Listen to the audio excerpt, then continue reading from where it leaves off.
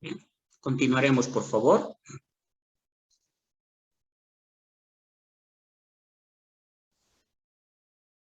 Decíamos que dentro de los efectos adversos de los anticoagulantes orales se encontraban lo que son las hemorragias, las reacciones alérgicas cutáneas, caída de cabello, y dos aspectos sumamente importantes que a nosotros nos tiene que ayudar a poder entonces justamente evitar utilizar este tipo de drogas, especialmente en niños y en mujeres embarazadas, porque definitivamente en los niños produce calcificaciones a nivel del cartílago traqueobronquial, ¿ya? Lo cual me puede traer diferentes tipos de complicaciones. Y en las mujeres en etapa de gestación nos van a provocar entonces malformaciones fetales.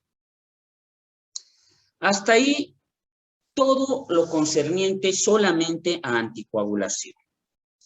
Ahora vamos a hablar de otro de los fármacos que está asociado a este tipo de efectos y que a nosotros nos ayuda en gran magnitud, como son los trombolíticos, ¿ya? Sabemos que los trombolíticos, cuyo mecanismo de acción está relacionado a inducir la lisis del trombo que ya se encuentra formado. Y esta inhibición, o perdón, esta destrucción del trombo, se lo tiene que realizar pues de manera oportuna, porque caso contrario, entonces no tendría ninguna posibilidad de mejora para mi paciente. Estoy hablando especialmente de lo que es la streptokinasa y la urosinasa. Si bien ya está pasando de moda este tipo de drogas, sin embargo, todavía lo seguimos utilizando en nuestra Bolivia, porque está siendo reemplazada ya por el tenecteplas, que es otro tipo de fibrinolítico o trombolítico, si ustedes quieren, que es, nuevamente les recalco, está reemplazando a este tipo de trombolíticos. ¿Cómo actúa? Lisando la fibrina. ¿Qué más hace? Activa el plasminógeno a plasmina, ¿ya? Y la plasmina que ya está formada agotará a la antiplasmina circulante y se producirá un estado lítico sistémico. O sea, va a lisar a nivel generalizado o a nivel sistemático todo coágulo que se pudo haber formado. Y secundariamente se producirá la lisis del trombo. Bien, ese es su principal mecanismo de acción de lo que viene a ser la urosinasa y la streptokinasa. ¿Cuáles son las indicaciones? Dentro de lo que son las indicaciones, pues está principalmente indicado en el infarto agudo de miocardio. Se puede llegar a utilizar en el tromboembolismo pulmonar masivo, oclusiones arteriales pero agudas para conseguir su recanalización completa y una trombosis venosa importante. ¿Ya? Por ejemplo, a veces tenemos una trombosis venosa a nivel entonces abdominal que me está produciendo grandes complicaciones justamente a nivel de todo lo que es el terreno pues entonces ahí nosotros tenemos que darle una solución rápidamente entonces a la persona, ¿no? No podemos estar esperando a que los anticoagulantes puedan realizar su accionar. ¿Por qué? Porque estos van a lograr, por ejemplo, su meta en 3 o 6 meses y muchas de las veces hasta en un año. Mientras con los trombolíticos nosotros tratamos de resolver el problema de manera inmediata, ¿ya? ¿Cuánto es más o menos la indicación en el infarto agudo de miocardio? Vamos a utilizar entre 1.500.000 unidades de este tipo de droga, en este caso de la streptokinasa, lo podemos dar diluido y a transfundir o, si ustedes quieren, a administrar en una hora, ¿ya? Por vía endovenosa, por supuesto. ¿Ya? Como término medio, lo vamos a dejar entonces una hora. En el tromboembolismo pulmonar podemos utilizar la uroquinasa a razón de 15.000 unidades por kilogramo de peso como bolo, ¿bien? Y seguido de la streptokinasa de 250.000 unidades pasar en 10 minutos o 100.000 unidades en el lapso de, 100.000 unidades por hora por 24 horas. O sea, ¿qué quiere decir? Que en el tromboembolismo pulmonar severo, o masivo, mejor dicho, no puedo decir severo, pues voy a hacer bolos de ataque y finalmente tengo que hacer un bolo de mantenimiento para 24 horas. En una oclusión arterial, entonces, aguda, voy a iniciar de igual forma con lo que es la uroquinasa, a 4.000 unidades por kilogramo de peso por hora, hasta la recanalización completa de mi paciente. Y en la trombosis venosa profunda, la streptokinasa, 250.000 unidades, que las puedo llegar a pasar en 10 minutos. Generalmente, este tipo de drogas nosotros los realizamos de manera diluida. Cuidado que estén queriendo pasar directamente de la ampolla como bolos administrados, ¿no? Inclusive cuando yo estoy hablando como bolo inyectado, lo voy a diluir mínimamente en lo que viene a ser entonces 20, 50 o 100 ml de solución, que puede ser solución entonces fisiológica o solución glucosada, para poder justamente realizar este tipo de tratamiento. Nuevamente les recalco, las indicaciones también son estrictas, ¿no? No se puede utilizar en todo lo que uno desee. Infarto agudo de miocardio, tromboembolia pulmonar, pero masiva, oclusión arterial aguda o trombosis venosa profunda importa. ¿Cuáles son los efectos adversos de los trombolíticos? Este sí les provoca hemorragia. Por lo tanto, no necesariamente se va a utilizar todo el tiempo. Nuevamente les recalco, tengo que estar seguro en la patología que yo voy a terminar utilizando. Caso contrario, y si no lo sé utilizar, es preferible dejarlo de lado. ¿Ya? Las contraindicaciones, que es algo sumamente importante. Lo primero que yo tengo que averiguar en mi paciente, uno, que no tenga hemorragias internas activas. Que no tenga antecedentes de hemorragia cerebral por lo menos los últimos 6 meses.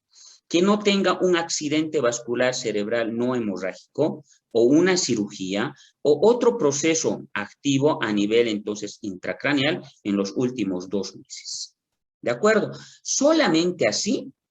Por eso es interesante poderse manejar estos 3 aspectos. Y yo siempre les digo, si tenemos que llevarlo en el bolsillo, en una pequeña agenda, no hay ningún problema, señores. Porque en cualquier momento se les va a presentar la situación en la cual van a tener que llegar a utilizar este tipo de fármacos. Por lo tanto, yo tengo que estar seguro del tratamiento que voy a realizar a mi paciente. ¿Por qué? Porque yo no le puedo poner en mayor riesgo al que ya se encuentra por su patología venosa. Fibrinolíticos o trombolíticos. Y finalmente empezamos hablando de lo que son los famosos antiagregantes plaquetarios. Lo digo famoso porque especialmente un tipo, como es la aspirina, lo han hecho famosísimo durante este proceso de pandemia, sin ningún tipo de efecto, por si acaso. Si ustedes revisan todos los artículos o las revistas que a la fecha ya se han ido desarrollando a nivel mundial con relación al uso de la aspirina en el paciente COVID, indicaron que no mejoró nada, ni la sobrevida de mi paciente, ni resultó beneficioso en el tipo de tratamiento. Simplemente ha provocado diferentes tipos de complicaciones. Y dentro de estas, por ejemplo, trastornos gastrointestinales e inclusive hasta hemorragias digestivas activas. Y lo otro, alteraciones de la funcionalidad de las plaquetas o definitivamente procesos de insuficiencia renal. Por lo tanto, señores, por lo único que tal vez yo puedo testificar que se ha utilizado la aspirina durante esta pandemia es como su otro efecto, antiinflamatorio. ¿Bien? Entonces también tenemos que llegar a saber que también cumplía este tipo de función. Dentro de estos antiagregantes plaquetarios tenemos 4 grupos, de los cuales los vamos a ir mencionando. Uno estaría a los antagonistas de la vía del tromboxano A2, a las tionopiridinas, a los fármacos que incrementan la concentración plaquetaria del AMP cíclico y a las antagonistas del complejo glucoproteico A, que son considerados justamente como los antiagregantes más importantes en este tipo de eventualidades. Empezaremos con el primer grupo, antagonistas de la vía del tromboxano A2. Y acá está lo que estábamos comentando, la famosa aspirina. Su mecanismo de acción, bloqueo de una prostaglandina, la prostaglandina 1 plaquetaria, La dosis de 75 a 325 miligramos para lograr efecto antiagregante y su efecto dura entre 5 a 7 días. Pues, ¿qué quiere decir esto? Bien, que cuando ustedes quieran llegar a suspender la aspirina porque su paciente tiene que ser sometido a cualquier procedimiento invasivo, mínimamente le tienen que suspender entre 7 a 10 días el tratamiento para que puedan con facilidad lograr conseguir entonces el efecto. ¿De acuerdo? O, mejor dicho, inactivar el efecto de la aspirina. Porque caso contrario, ustedes pueden entrar al acto invasivo, en este caso una cirugía, donde fácilmente pueden terminar provocando hemorragias a sus pacientes, o mejor dicho, alteraciones en el proceso de coagulación y hemostasis. ¿Cómo lo puedo demostrar? Pidiendo un estudio de laboratorio que se llama tiempo de sangría. El tiempo de sangría, cuando nosotros llegamos a utilizar aspirina, está alterado. Está, en este caso, prolongado. Puedo llegar a utilizar como fenómenos profilácticos, pero no se da generalmente. Tiene que estar muchas de las veces combinado con un anticoagulante oral. En el infarto agudo de miocardio, puede ser hasta 160 miligramos día. La angina inestable, 75 miligramos día. En el ictus sistémico agudo, 160 miligramos día. En el infarto agudo de miocardio, prevención secundaria, porque estos pacientes fácilmente pueden terminar infartando como una segunda, tercera oportunidad, entre 75 a 160 miligramos día. Y en los pacientes con arritmia cardíaca tipo fibrilación auricular, donde voy a llegar a utilizar hasta 325 miligramos día de aspirina. Efectos adversos: sangrados gastrointestinales, úlceras gástricas o gastralgias. A considerar, estos efectos adversos son los que más nosotros hemos encontrado durante este proceso de pandemia. Nuevamente les recalco, sin ningún efecto dentro de estos pacientes que terminaron enfermando de COVID. Segunda familia, tiopiridinas. Dentro de estas tenemos a la ticlopidina. Su mecanismo de acción inhibe la agregación plaquetaria inducida por el ADP.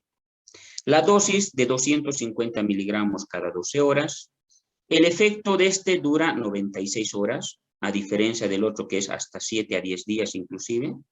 También existe modificación del tiempo de sangría y las indicaciones: angina inestable, ictus isquémico, como para ir considerando.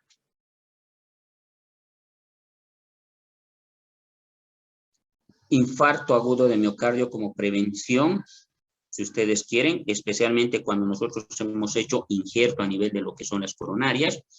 En los pacientes con arteriopatías periféricas, podemos llegar a utilizar, pero lo que tenemos que llegar a ver que este tipo de drogas, como es la ticlopidina, puede llegar a producir efectos adversos como neutropenia, trombocitopenia, pancitopenia inclusive, que quiere decir disminución de los 3 elementos formes de la sangre, vómitos, diarrea y gastralgias. Por lo tanto, entonces, a considerar el uso de la famosa ticlopidina, señores, que antiguamente era re famosísima. Lo utilizaban demasiado los cardiólogos, pero que poco a poco ha sido desplazado por el que actualmente tenemos, que se llama el famoso clopidogrel, cuyo mecanismo de acción de igual forma es inhibir la agregación plaquetaria inducida por el ADP. También produce alteraciones en el tiempo de sangría, dicho de otra forma, prolongación.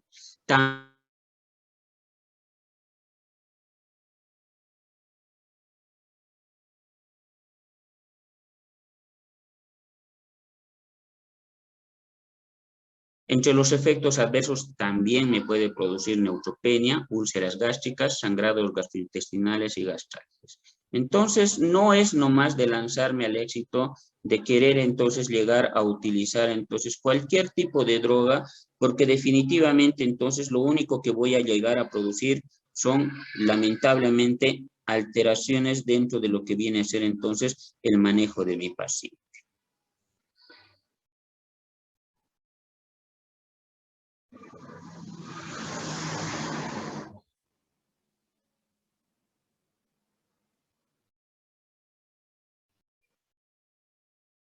Tercera familia, fármacos que incrementan la concentración plaquetaria del MP cíclico.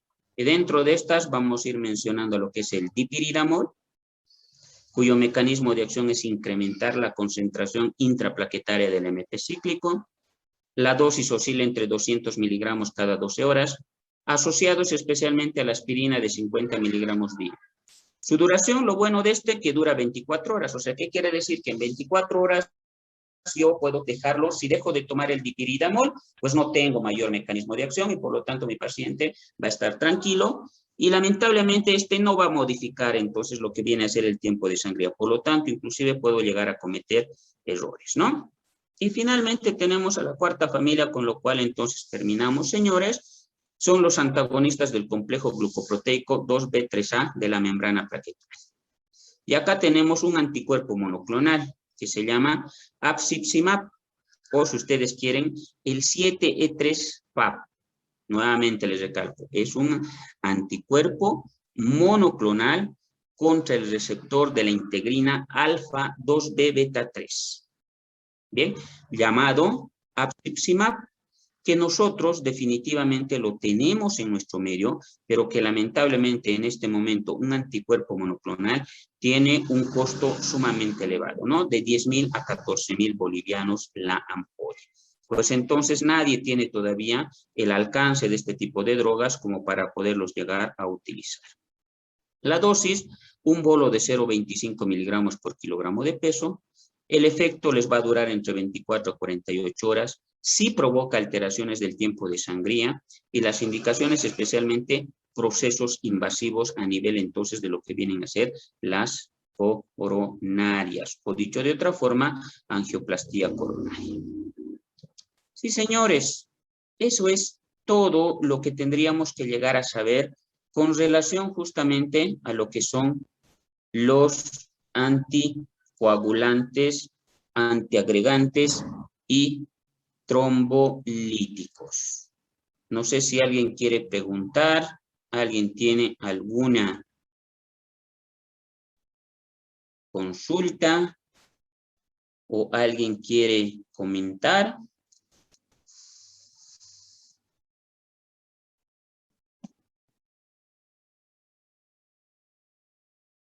Bien, nuevamente recalcando, en la parte práctica habíamos visto más concretamente todo lo que viene a ser los anticoagulantes y no así los trombolíticos ni los antiagregantes, que justamente cuando hablábamos de eso habíamos indicado que recién lo vamos a ir profundizando dentro de lo que viene a ser la parte teórica.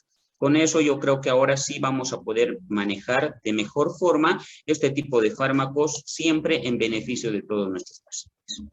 Y señores, nuevamente, no sé si tienen alguna consulta o caso contrario, estaríamos concluyendo la actividad del día de hoy. Tomándoles en cuenta siempre y pidiéndoles, por favor, si podemos juntar, si vale el término, con el otro curso, las clases a las 7 de la noche, debido a que no existe mucha participación ya de este curso.